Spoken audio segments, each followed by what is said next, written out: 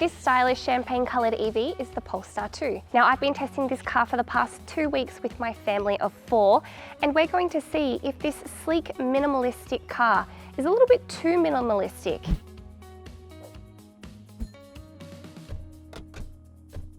This particular Polestar 2 has the long-range single motor and it comes in at just under $70,000. Now this one in particular is also fitted with the Pilot Light Pack, more on that later, and it costs an extra $3,400. It also has the Plus Pack. There is a whole bunch of things in that. If you want to know what all of them are, head on over to the website for my full written review. And it also has a fixed panoramic sunroof. Yes, it doesn't actually move or open. Whether you like that or not will be up to you. Aside from the added options, standard with this car is the 11.15-inch touchscreen. There are 4 USB-C charging points, 2 in the front, 2 in the back, and it has dual zone climate control. Now the touchscreen here is powered by Android Automotive. It is not intuitive, where the buttons are placed is just not practical, and after 2 weeks it still left me scratching my head. The Polestar 2, like most EVs, has this futuristic look to it. Will it age gracefully? Maybe not, but for right now it looks really cool.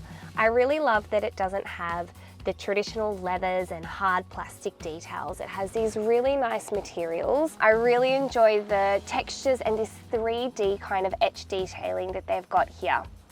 Also with the gear stick, it's this really cool hexagon shape and it's really comfortable to hold. One thing I found a little bit uncomfortable was the positioning of the floor under my feet. It's raised quite high, and to be honest, the seats aren't that comfortable either. Although it looks really great, it wasn't the most pleasant, cushiony kind of experience.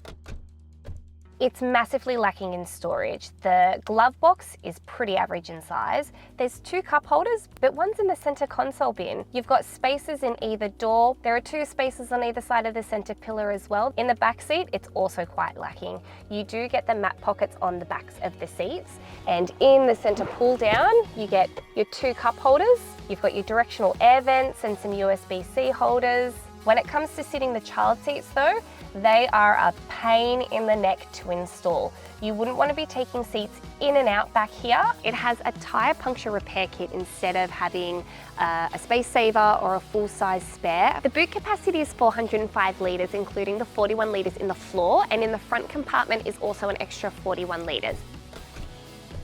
The Polestar 2 long-range single motor is front-wheel drive, and it has a 400-volt lithium-ion battery. It has a range of 540 kilometres, but obviously the harder you drive, the less you'll get out of it.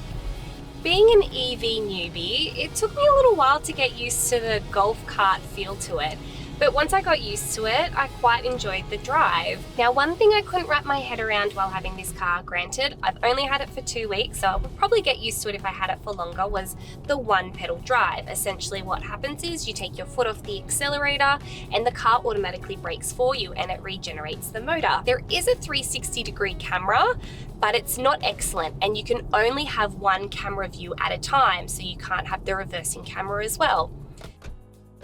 Polestar claims an efficiency of 17.1 to 18.6 kilowatts per 100 kilometres. In my mixed driving over the 2 weeks, I reached 17.9 kilowatts per 100 kilometres.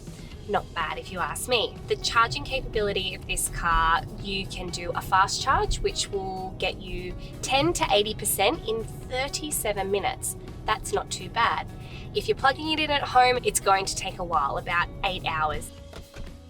So I mentioned before that this car's fitted with the Pilot Light Pack for an extra $3,400, and you may be asking, what is that? Well, it's a bunch of the active safety features, and it doesn't come standard with the car, so you have to add it on. Personally, I would absolutely add that on, but I'd also feel a little bit dirty that I had to pay extra for something that is becoming more standard with modern cars.